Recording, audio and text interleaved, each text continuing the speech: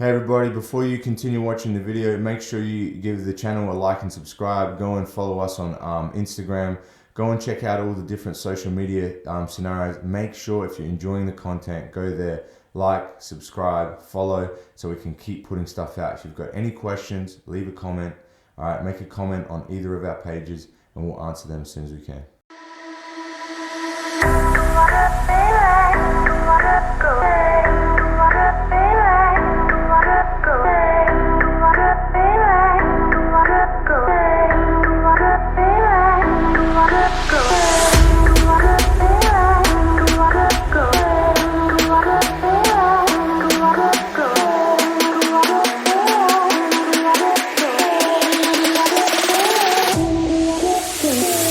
And then I got my student in 2003.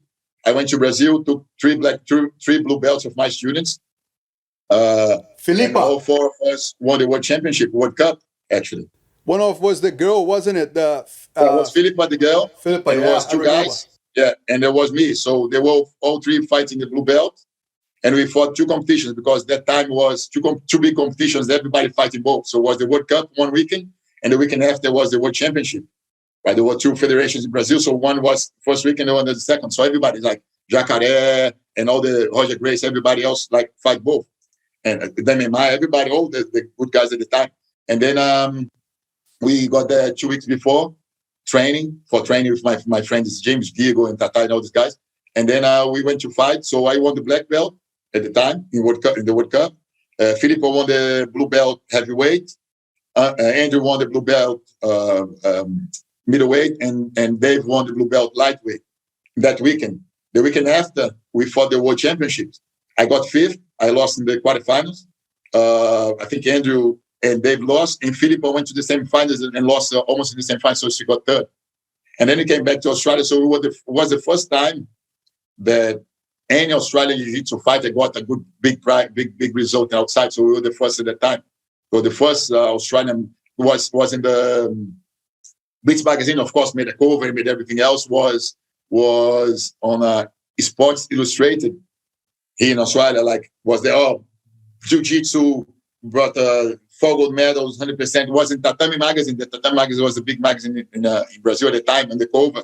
Like, what the Australians bring 100% results, four competitors, 4 gold medals, or some little things with us there. So it was amazing. It was the first time that we had some projection outside there. Now, then I they remember went back, you won again. You had a very strong team back then, still do. And you had a very nice competition career as well. It's funny when you said about the 5 years difference between Sydney and Melbourne, because that's how I describe to people when they ask me, what's the difference between Sydney and Queensland? And I say, man, we're 5 years behind them, but we're going to catch up, because we keep working, people keep enjoying, etc. Jiu-Jitsu is growing. But I always use the same definition you used for Melbourne and Sydney. I used to Queensland and New South Wales. Yeah, you need time.